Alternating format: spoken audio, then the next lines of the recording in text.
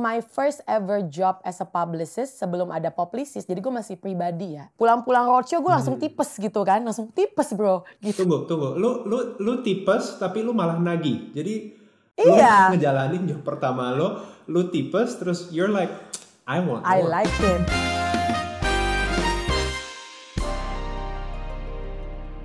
Selamat datang kembali di The Industry presented to you by Oppo. Sebuah acara mingguan tentang segala hal yang berhubungan dengan industri perfilman Indonesia. Di mana saya, Arifin Putra, ngobrol dengan orang-orang berbakat yang memiliki passion yang sama dengan saya. Cinema. So without further ado, let's roll! Film itu adalah karya seni yang akan semakin bermanfaat semakin banyak orang menontonnya. Tapi kalau nggak ada yang tahu tentang film itu gimana? Apa yang bisa dilakukan supaya usaha dari cast and crew tidak sia-sia? Teman ngobrol saya kali ini adalah Nazira Senur, seorang publicist yang terkenal memiliki magic touch dalam mempromosikan film-film seperti Guru-Guru Gokil, Aruna dan Lidahnya, Perempuan Tanah Jahanam, dan masih banyak lagi. Langsung aja kita ngobrol dengan Nazira lewat video call menggunakan Oppo. Hai Bubu, apa kabar? I'm good, how are you? Oh my god, I miss you guys. So long gak ketemu langsung dengan Bubu. Every time I see you, and I see your smile, the world is okay again. The world is okay. I bring the smile. I bring the sun everywhere I go. Hi. Yes, you bring the smile. Hi. Dan juga ngelihat sekarang lagi aktif banget dengan Ash Talk ya? Alhamdulillah, yes. Because selain gue adalah publicist, I'm also in a retail industry, right? So with Ash Talks, we try to engage with the iconic wellness lifestyle people. So that's fun as well. Anything to get me talking to people. Yeah, because you need to talk to people. You're a very communicative person kan.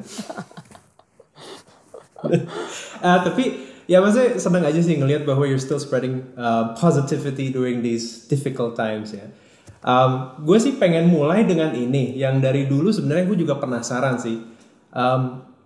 Nama lu kan is a very beautiful name, Nazira Senur gitu kan. Tapi kenapa semua orang manggil lu Bubu? What's up with that? Okay. So what happened was I was big on Twitter, of course, before there was other social medias, and my username was Tiger Lily Bubu.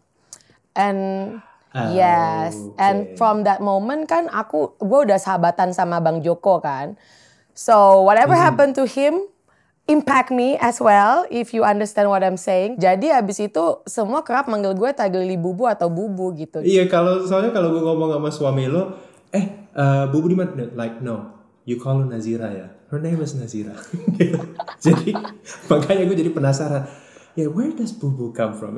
Okay, so Tiger Lily Bubu. Okay. Yeah. So how are you holding up during this pandemic? Maksudnya di masa-masa gini, is there still a lot of publicity work going on? Atau berkurang? Atau justru nambah? Atau gimana? So obviously, just like any other industry, we are adjusting and we have to be resilient and agile about the situation, the unusual situation. So at first, of course, during the adjustment period, maybe 1-2 months, everything stopped. Because everybody was still in shock. They're trying to, not only in film industry, but in many kind of industry, retail, F&B, lifestyle, they're trying to, okay, now what? What can we do? What is our next solution? Stuff like that, right? So the first 1-2 months udah pasti kayak in shock gitu ya. Kayak, waduh ngapain nih? Apalagi right before the pandemic starts, we were very busy in terms of doing film publicist, and then gue personally baru balik dari Amerika, Sundance, for Perempuan Tanah Jahanam, that was in January. Dan alhamdulillah publicist itu kan ya tiap bulan ada satu film lah, alhamdulillah. So in 1 year there is like at least 12 films yang kita lagi kerjain sambil jalan gitu. Karena ketika kita meng-accept deal sama film atau sama PH, itu kan jalannya nggak per bulan. Ada yang overlapping gitu kan. So when the pandemic hits, obviously ada beberapa film, I would say 3-4 films yang lagi ongoing. Dan of course because of the pandemic, ada satu yang tidak bisa mengudara di bioskop dan waktunya udah keluar. So dia langsung ke OTT. ada beberapa film lagi yang masih bertahan untuk nungguin bioskop gitu. Nah, tapi kalau ditanya tentang activities dari publicist sendiri, kita langsung lari ke presscon virtual. Dan pada saat itu juga masih apa ya, masih bukan, I wouldn't say tradisional, cuman standar lah ya. With Zoom, we make it very flawless sebisa mungkin. Yang pasti apa, wifi mesti kenceng. So we needed to be agile dan to adjust right away to the virtual condition. Alhamdulillah we are coping quite fast, dan at least kita nggak berdarah-darah banget gitu loh. Cuman tersendat and then oke, kita bisa bikin apa nih. Dan FFV kan juga jalan ya, Vin. Like right now we are doing lagi persiapan FFV gitu. Jadi sambil jalan, sambil I wouldn't say struggling, tapi striving lah ya. Sambil kita striving, kita tetap cari jalan yang terbaik, yang sesuai protokol kesehatan, gitu sih.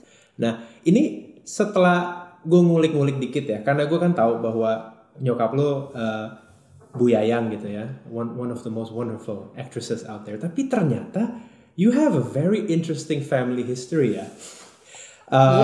Kakek lu, ini gue takut salah ngomong ya, Nazir Datuk Pamuntjak, pahlawan kemerdekaan dan duta besar Indonesia. And obviously your mother, dan juga bokap lo, same name as me, Arifin Zainur, seorang sutradara teater, film, penulis puisi legendaris. So you have a very artistic family and a very interesting family dynamic ya. Yes, karena to tell you the truth, those are the things yang I'm so passionate to talk about. Mungkin makanya ya bedanya gue sama adik gue kan very humble, grounded, everybody who knows marah. Aduh dia kalem, tenang. Kalau gue kan versi sombong ya. Udah sombong, bawel gitu kan. Itu mungkin karena turunan jadi my mom always not making internal joke. Cuman kalau misalnya gue lagi bandel zaman gue kecil dulu, ibu tuh selalu bilang, kamu mesti hati-hati. You have two big last names. So not only my father's but also my grandfather's gitu. And this is quite interesting karena in my family gue yang sangat diplomatis.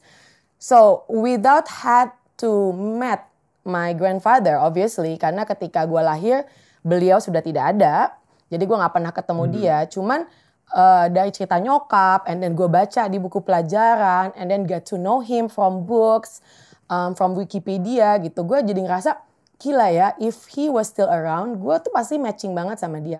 So yeah, I'm very very proud to be Nazir Datuk Pamuntjak, cucu, dan juga my father's daughter obviously and my mom's daughter gitu. Kayaknya lu jadi diplomat bisa sih. Gue yakin lu pasti bagus sih sebagai diplomat. Makanya cocok jadi publicist kan. Versi entertainment di industrinya kan publicist, karena we have to talk, gimana ya, kita kan mesti menjaga beberapa pihak. When you being a publicist, bukan maksudnya lo jadi faking it atau berbohong, no, tapi you make sure whatever that is across the public atau whatever you saying to the world itu ada objektifnya dan sesuai dengan hal-hal yang mau kita capai. Kasarnya kan gitu, very diplomatic gitu.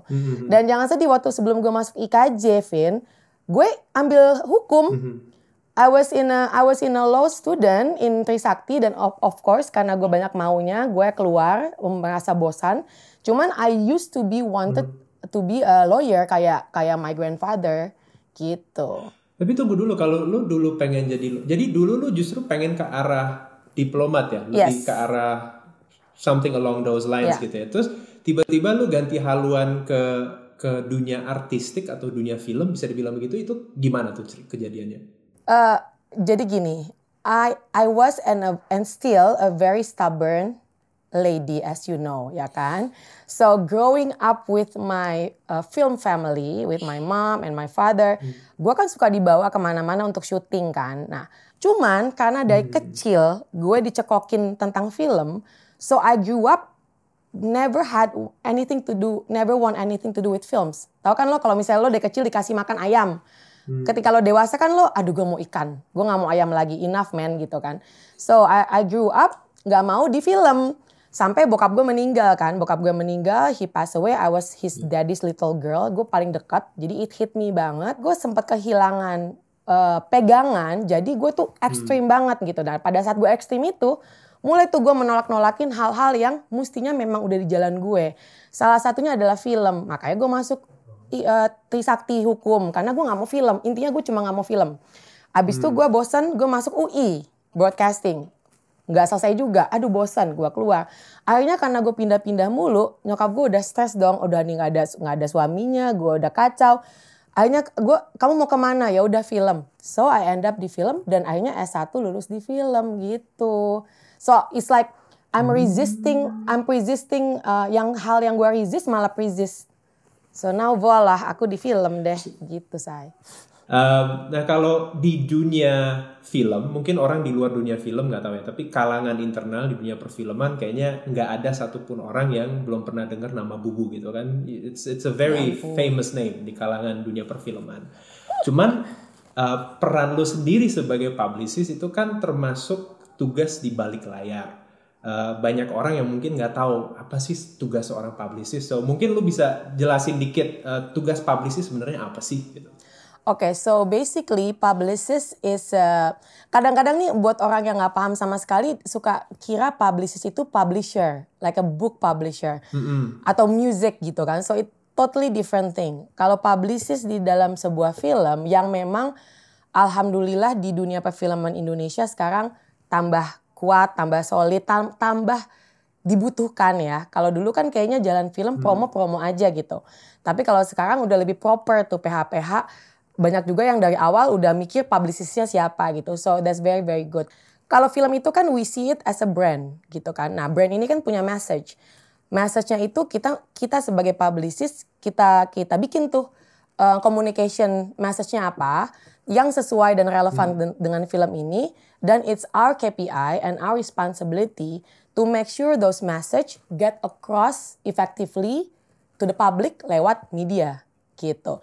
Dan apa yang kita kerjakan? Ya pasti ada press conference, we have to build a good network with the media, a good network with the actors and actors juga, and the directors gitu kan. Karena paling gak nyaman kan kalau kita kerja tapi takut-takut gitu kan sama aktor. Jadi ya mungkin untungnya ada gue di situ ya karena gue punya hubungan yang halo-halo yang lumayan oke. Jadi kayak sejalan gitu dengan we see each other as partners gitu loh. So that's very good. We're very so far very passionate about what we do. Kalau sekarang ada seorang produser yang ngasih lo budget gitu kan, how do they measure your success gitu? How do they say that you did a good job or a bad job atau okay job gitu kan? Salah satu bukan KPI, salah satu job description yang menurut gue penting as a publicist yang tidak ada di kontrak itu sebenarnya dan mungkin membuat kita juga jadi rehire kembali alhamdulillah itu ketika kita menjadi think tanknya produser karena it's very important to have those keep continuous discussion like tentang segala macam the promo and the marketing campaign gitu kan walaupun memang wilayahnya publicist lebih kepada press conference, media visit, press release. Gue pribadi dan publicist sangat senang kalau ketemu PH atau produser atau sutradara yang menginvolve kita dari awal gitu. Mereka sebagai creators kan lebih kepada mikirin oke, ini filmnya seperti ini, trailernya seperti ini. Nah kita as publicist bisa kadang-kadang kasih masukan yang mungkin gak kepikiran sama mereka gitu. Dari sisi sellable-nya atau dari sisi segmennya cocok apa enggak. Those sort of things tuh. Tapi sebenarnya kalau dibilang KPI-nya publicist lebih kepada kita selalu prepare media report lalu apakah karena gini, the marketing and the promotion of a film itu kan luas sekali. Sebenarnya to measure apakah pekerjaan publicist itu udah efektif apa belum, sebenarnya lebih kepada ini film tertangkap di luar sana, benar nggak message-nya? Gitu. Dan ketika kalau misalnya ada rocky roads atau ada hal-hal PR crisis atau apa yang mesti kita lurusin, ya disitulah KPI kita juga. Kita bisa nggak membalikan berita itu ke jalannya lagi. Karena kan film itu sukses apa enggak kan bukan masalah promosi juga kan. At the end of the day it's all about the brand, bukan the brand, the product kan. The productnya juga gitu kan. Cuman yang membuat gue merasa alhamdulillah kayaknya oke nih kita kemarin kerja sama mereka ketika mereka ke kita lagi. Itu sih. Berarti they like to work with us as partners in communication. Cara lu menentukan lu harus ngomong dengan target audience mana, lu ada kayak data-data tertentu nggak yang lu pakai? Misalnya kayak ada sumber-sumber tertentu yang lu pakai untuk menjadi dasar, I think for this movie this is the message and we have to target this audience gitu loh. Yes, of course. Tapi by the way, itu biasanya dimulai dari producer. So what happen adalah, let's say, karena biasanya yang punya data itu adalah producer. Karena producer itu kan, ini I'm talking about producer yang udah pernah bikin film ya. Mungkin bukan producer baru. Kalau producer baru biasanya kita as publicist, kita kasih masukan based on experience kita. Tapi kalau udah producer yang udah sering bikin film, mereka udah punya rumusnya sendiri tuh. Jadi what happen next adalah ketika kita marketing meeting, we sit down together, and we discuss gitu kan, si produser punya analisa lalala, dari pihak media juga atau publicist, kita juga punya masukan begini. Kita ketemu di tengah, kita rumuskan campaign-nya seperti apa, ada orang digital di situ, ada orang BTS, ada orang segala macam di situ, kita kumpulkan bareng-bareng, kita ramu, and then kita jalankan per divisi masing-masing. Nah, terus kalau misalnya menjelang sebuah film tayang kan biasanya the narrative itu masih dalam kontrol lo sebagai publicist gitu kan. You can control the narrative, arahnya kemana, message-nya apa gitu. Tapi begitu filmnya tayang, kalau gue dengar dari banyak banget publicist adalah 72 jam pertama atau the first weekend itu biasanya tuh critical banget, sepenting-pentingnya tuh to get the audience in those first 72 hours gitu. Gua rasa sama buat semua pelaku perfilman ya, yang filmnya lagi tayang hari Kamis, makanya ada Kamis Hands, Kamis ke bioskop. That weekend is very very crucial gitu. Nah, itu ibarat kata lo udah bakal terkarantina lah, karena publicist itu sendiri, kita kan selain media visit, kita juga mendampingi para cast untuk greetings di bioskop, lalu mungkin kita ada meet and greet di mall, nanti ajak media ke situ segala macam. Itu tuh udah hitungannya udah detik per detik gitu. Not only publicist, even digital tuh udah paling gila karena banyak banget film alhamdulillah, and buat kita it's very seru, we're very excited during those period. Karena kita kayak nggak tidur, karena kita kan mesti ngecekin mulu ya, and the easiest feedback, oke lah kalau misalnya media naik berita, itu bisa kan kita ada reportnya ya. Oke, kita ini udah sesuai belum? Feedbacknya bagus belum? Segala macam. Tapi yang paling cepat itu yang kadang-kadang tidak terkendali itu kan adalah digital kan. Nah itu kita bisa tuh sama, makanya gue paling seneng, publicist paling seneng kalau bekerja sama dengan produser sutradara yang passionate banget. Yang di WhatsApp group tuh bisa jam 2 pagi tuh produsernya yang kayak, hey guys, ini nih ada ini nih WhatsApp, oke ngapain? Dan kita tuh jadi kayak seru gitu, kayak oh ya kita mesti ngapain ya. Either itu bagus atau gimana, dan gue banyak belajar juga sih dari sutradara-sutradara yang besar sebelum ini gitu ya. Obviously misalnya saatnya Bang Joko gitu kan. Dia kan gila digital banget gitu. Jadi selalu sebelum itu terjadi, kita tuh udah persiapkan plan A, B, C gitu. Jadi ketika anything happen, kita udah siapin peluru. And buat gue pribadi dan teman-teman publicist, itu very seru gitu kan. Karena it's just like a roller coaster mulai gitu. Dan itu bukan kerjaan publicist sendiri ya, dengan yang lain juga. Mungkin ada nggak sih pengalaman yang buat lo yang lo nggak bisa lupa sama sekali, yang mau bagus, mau jelek, mau mengharukan, apapun itu, tapi ya dalam weekend pertama yang unforgettable for lo lah gitu? I would say ada 3, gue ceritain 3 ya. Yang pertama, yang pertama my first ever job as a publicist sebelum ada Publicist, jadi gue masih pribadi ya, as my personal name, itu film Atiranya Mbak Mira Lesmana dan Mas Riri ya. Kenapa itu memorable? Karena itu gue pertama kali diceburin, gue belum pernah belajar jadi publicist, dan gue banyak belajar dari Mbak Mira, alhamdulillah. Pulang-pulang roadshow gue langsung tipes gitu kan, langsung tipes bro gitu kan, karena kayak kaget, hah kayak gini ya gitu kan. Jadi that was memorable gitu, dan I'm so happy karena sampai sekarang gue juga masih suka kerja sama Mbak Mira gitu kan. Soal itu satu. Lu tipes tapi lu malah nagih, jadi iya. Lu ngejalanin job pertama lu tipes, terus you're like I want more. I like tipes. No, karena pada saat itu gue belum belajar dengan sistem, kan belum ada Publicist. Gue masih pribadi. Yeah, jadi dan pada saat itu gue setahun tuh cuma 1 film. The next year gue ingat banget ada Gali dan Ratna, itu setahun 2 film. Nah sekarang Publicist setahun 12 film. Can you imagine the leap of alhamdulillah, dan Publicist baru 2 tahun ya. Jadi the leap of bagaimana sistem itu terbuat, yang tadi ya gue sendirian, gue nggak tahu mesti ngapain, gue belajar sana belajar sini. Akhirnya karena udah otodidak sendiri, sekarang udah ada sistem yang rapi dengan Publicist.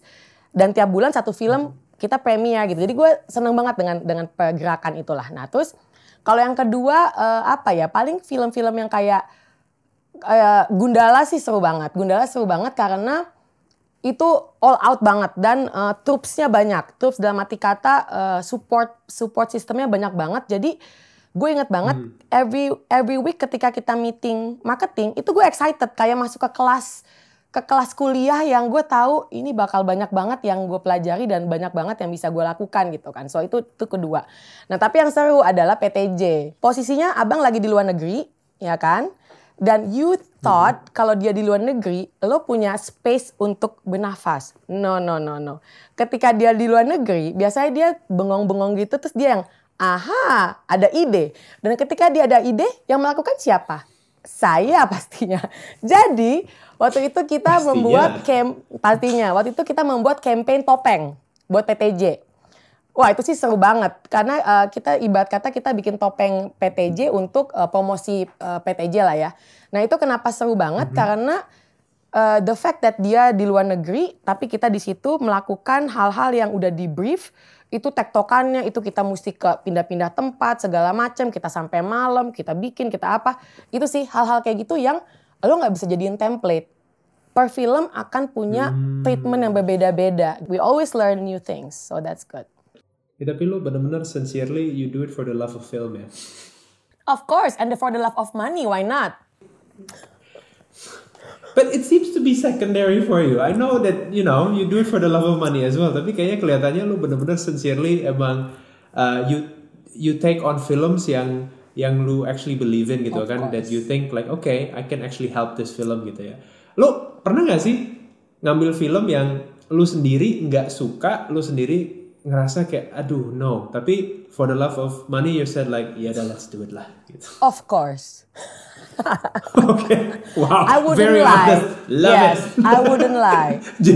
Don't ask about the film tapi ya tapi gini loh maksudnya gini. Enggak. Iya, maksudnya gini loh.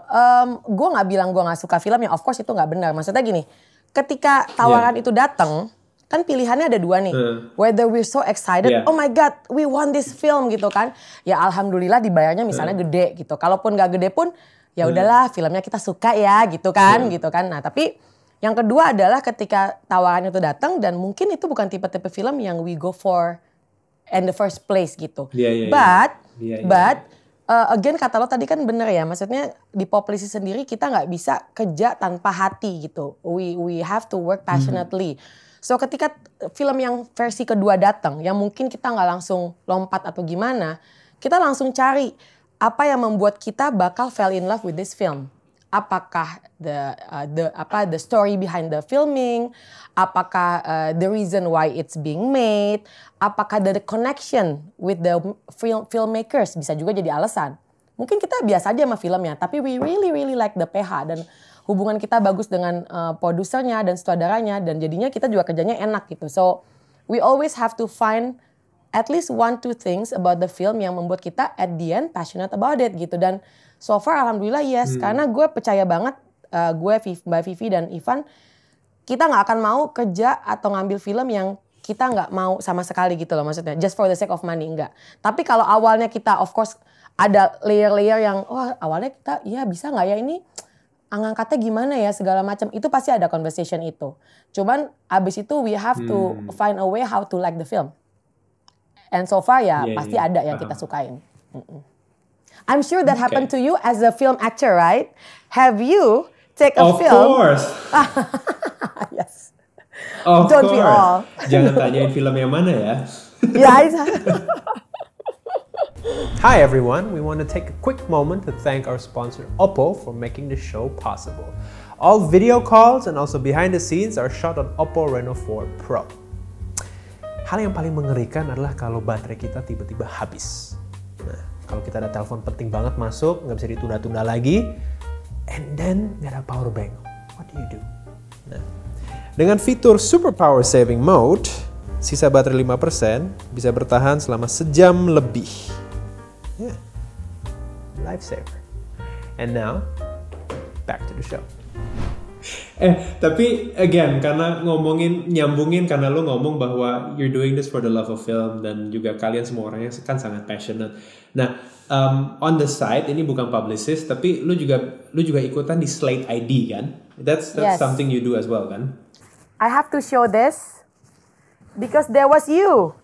Where was you? There you go. Where was we? Oh itu gue ya? Oh wow. Oh you have the Slate here. I had it. Gila. Slate ID itu kan awalnya adalah we want to have ini kerjasama sama Cubicle. At the time pada saat itu our objective dan visi cuma satu. We want to curate Indonesian cinema platform yang rapi sehingga bisa jadi tempat yang informatif tapi juga entertaining buat penikmat film. Gitu. Hence we reach out to you. Semoga itu menjadi inspirasi bagi penonton segala macam. So we had fun. And of course we were sad when it's finished karena udah nggak ada lagi channelnya. Maksudnya Slate udah nggak dipakai lagi. Dan ya udah.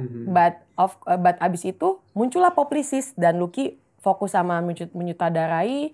Gue jadi punya Publicis company gitu. So yeah, that was Slate. And you were part of it. Thank you. Now it's your turn to interview me. Kalau menurut lo sendiri, lu bilang Publicis baru 2 tahun, tapi sebelum itu kan emang lu udah terkenal secara pribadi, individu lu seorang publicist gitu ya. Lu ada ide apa sih yang bisa diperbaiki di industri kita, khususnya dari segi publicity ya? And what would you like to be changed in the industry? Sekarang udah mulai ya, so don't get me wrong. Now we're moving to the right direction. But belum semua PH atau film merasa publicist film itu as important as the rest of the division gitu. Karena kalau di luar negeri, I'm not talking about budget per se supaya kita dapat duit, no. Tapi the fact that kalau misalnya produser itu masukin budget promosi yang sudah solid, publicist nanti begini, akan kesini ke media segala macam, itu memperlihatkan bagaimana mereka take publicist of a film very seriously gitu, dan as they should. Karena there's nothing worse than sebuah film yang udah jadi dan bagus gitu, tapi disampaikan dengan message yang tidak sinkron gitu. Kita kan mesti manage expectation. Jadi tuh as a publicist dan promotion ada 2 hal yang mesti kita jaga dan mesti kita ciptakan. The excitement of the public tentang this film, and the second one is the right excitement. Jadi ya lo mesti manage expectation, lo mesti create. Jangan sampai orang anggap wah gue mau nonton film A karena gue mau ketawa. Pas gue nonton nggak lucu. Ya emang nggak lucu, orang film drama romantik itu loh kayak gitu. So that's actually yang kayaknya mungkin belum semuanya PH atau produser merasa itu penting gitu. Ya mungkin itu untuk menjawab pertanyaan gue tadi. Kalau nggak menggunakan publicist gimana? Ya itu ekspektasinya tidak tercapai gitu. Betul. Jangan lupa telepon saya Nazira atau @publicist langsung iklan.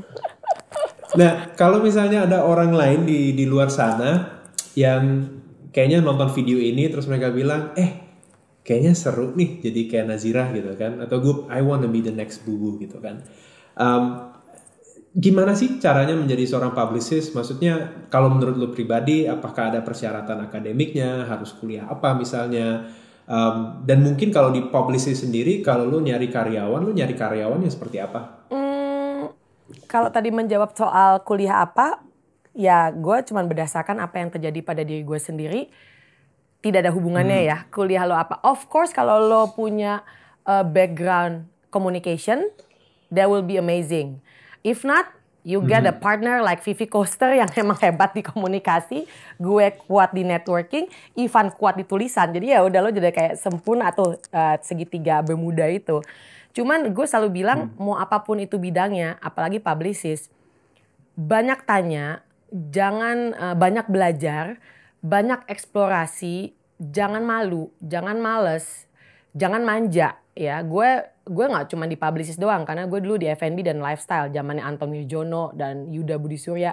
Gue sama zamannya gue Mas Anton, gue dari bagi-bagi flyer. Jadi kalau ada orang bilang, aku mau jadi PR kayak Mbak Bubu. Hey, kalau mau jadi PR kayak aku, kamu dulu bagi-bagi flyer, jangan sombong gitu kan, lo dari bawah gitu. Nah, itu berlaku di mana aja. So bener-bener nggak boleh males, nggak boleh malu, terbuka, banyak nonton itu penting banget. Kenapa lo perlu banyak nonton film? Supaya lo pikirannya terbuka, supaya lo nggak merasa benar, oh yang bagus tuh film ini doang. No gitu, biar lo pikirannya wawasannya luas, lo open sama a lot of different genres, lo open dengan berbagai macam sutradara, produser, PH, dan yang paling terpenting network gitu kan. The reason kenapa gue Januari, ayo dong Mbak Santi, abang yang ngajakin gue ke Sundance kan. So thank you so much Abang Joko Anwar. The reason kenapa gue perlu ke Sundance, it's all about networking gitu kan. So even orang kayak gue yang lo bilang tadi, alhamdulillah kayaknya ya kalau di sini semua tahulah Bubu siapa gitu kan. Ketika gue di Sundance kan gue nggak ada siapa-siapa gitu kan. Gue sampai kenalan sama publicist sana. Gue nanya mereka ngapain. Gue follow-followan di IG. Gue punya nomor telepon mereka. So it's all about networking. So if you want to be a publicist, banyak nonton film, bikin pikiran lo kebuka. Don't be a righteous ya. Maksudnya bagus punya referensi film mana yang lo suka, mana yang bagus. Cuman be open about any kind of film, any kind of genre. Be passionate, jangan malu untuk ngobrol sama sutradara. Get to know them gitu, ngobrol, cari tahu, belajar tentang mereka. And then baru tuh lo build your network, and then kalau ada kesempatan lo ambil aja gitu. Oke, fantastic. Sama ya gue baru kepikiran nih. Jadi gue ngomong sama beberapa produser, mereka suka bilang, aduh kalau pasar Indonesia susah banget ditebak gitu kan. Penonton Indonesia tuh susah banget ditebak dan ada rumusnya gitu. Yes. Kalau misalnya di Amerika kan biasanya they already have rumus-rumusnya. Oke, kalau pakai pemain ini, terus budgetnya begini, begini, bisa lah dapat segini gitu. Kalau lu setuju nggak bahwa penonton Indonesia emang susah banget untuk ditebak kemauannya? Atau menurut lu enggak sih? Gue udah tahu nih rumusnya gitu. Tidak ada rumusnya. Kenapa? Karena banyak produser-produser yang sangat kredibel dan jago, dan gue sangat respect, dan mereka juga masih cari. Jadi gini, ketika mereka bilang tidak ada rumusnya, bukan berarti mereka nggak pernah sukses. Mereka udah sukses dengan film A, ya kan? Mereka udah sukses dengan film A, and then they make film B, they try to do A, it didn't work gitu kan. Jadi kayak, oh mesti ada rumus baru ya. Jadi ya itu dia. Even mereka itu keep evolving dan mereka belajar terus dan mereka nggak berhenti cari. Kayak Bang Joko, Mbak Mira, atau semua PH-PH besar dan sutradara besar gitu. Mereka kan keep on cari tahu apa ya. Karena tren itu kan juga berjalan terus ya. What was a hit 3 months ago or a year ago mungkin tidak berlaku lagi bulan depan gitu kan. Even social media. Jadi ya I totally agree, tidak ada rumus yang baku. Apakah ada pakem-pakem yang bisa dilalui based on experience? Of course. That's why you keep on learning and doing different things gitu. Oke, tapi kalau buat lu justru jadi seru ya. Every movie is like a whole new adventure gitu ya. New slate, exactly. Yes, slate ID. Kalau sekarang kan industri film di Indonesia maupun industri global itu lagi perubahannya tuh luar biasa besar gitu kan. For some people it's quite scary or depressing. Tapi satu hal yang gue selalu ingat dari lo adalah bahwa lo orangnya selalu very positive, and you always brighten up the room with your $1 million smile. Jadi gue penasaran aja sih, what are your thoughts on the future, dan apa sih yang bikin lo excited untuk industri film Indonesia ke depannya? Let me put it this way. Ini kan during this pandemic, like semua pada bilang we're all in the same storm, different boat. Ya kan? So, gue suka bukan gue bercanda ya, gue suka saying this out loud gitu. Kalau misalnya anything happens, ada orang bereaksi during this pandemic segala macam, bahwasanya ini kita lagi seolah-olah di dalam sebuah film pandemik. Dan kalau kita lagi di film pandemik di Hollywood, you can tell karakter orang langsung kelihatan kan, yang penakut, yang halu, yang kabur, yang paling takut, itu semua kelihatan gitu kan. So but at the end of the day, ketika filmnya selesai, semua pasti ada pergerakan karakter gitu. Nah, gue percaya banget gak cuman di film, apalagi gue di industri perfilman, cuman gue percaya banget insya Allah setelah pandemik ini berhasil kita overcome dan sudah lewat, semua human being, mau itu manusia, mau itu binatang, mau itu siapapun, akan berubah gitu karakternya. Nah pilihannya kan cuma dua kan, either you become better or you become tidak better gitu kan. Nah itu akan berdampak dengan industrinya juga. It's all about surviving. So menurut gue, I'm excited ketika kita bisa mengovercome pandemik ini dan bisa become a survivor dengan kondisi apapun yang kita lewatin. Dan pelajaran itu akan kita bisa terapin di industri kita masing-masing. Menurut gue hal ini akan membuat industri perfilman semakin kuat gitu. Karena ya lo udah gak bisa count on yourself. You have to count on each other. Gimana coba syuting tapi lo mesti social distancing. Syuting tapi lo pakai masker. Syuting tapi lo produksi film tapi lo terbatas banget. Tapi ketika lo bisa being creative beyond that, kan lo jadinya terpush untuk mikir yang out of the box gitu kan. So I think those are the hasil dari this moment of pandemi yang nantinya akan bisa dibawa bertahun-tahun ke depannya gitu di industri perfilman. Gitu. Wow, oke. Terima kasih banyak Nazira. Thank you so much for your time. Very enlightening. My pleasure. It's always fun talking with you. We talked before. This was you and we talk again now. This was actually in your apartment long time ago. I remember that. Iya makanya itu lo interview gue, sekarang gue interview I know lo. right? It's the energy, the universe that bring us together again. So thank you for having me. Thank you for being on the show. Yes, dan one more thing buat teman-teman yang pingin belajar atau tahu how to be a publicist segala macam, jangan just follow Publicist, DM us, ask us about many questions. Nanti insya Allah karena banyak banget yang masuk pingin jadi intern. Dan of course dengan kondisi kayak gini kan intern lagi susah ya, maksudnya kita biasanya virtual. Tapi don't worry, just reach out to us. We definitely need more people. Dan if you're passionate about people, you're passionate about film, you're passionate about promoting it out there, reach out to us, Publicist, and we'll see. Siapa tahu kita bisa ketemu soon setelah pandemi. Always business ya, always business. Gila. Yes. Alright, thank you. Bye. Thank you so much. Bye. Stay safe, stay happy. Itu dia, Nazira. Selalu optimis apapun yang terjadi dan selalu melihat kesempatan untuk memperbaiki diri. Dia adalah bukti bahwa kita bisa mencapai apapun yang kita inginkan selama kita mau kerja keras dan belajar untuk passion kita. Kalau kalian suka episode kali ini, tolong like, subscribe, komentar, dan jangan lupa tekan tombol lonceng supaya kalian tidak ketinggalan episode selanjutnya dari The Industry presented to you by Oppo. And you can also follow our socials. Thank you to all cinema heads out there. Stay safe, stay healthy, wash your hands, and that's a wrap.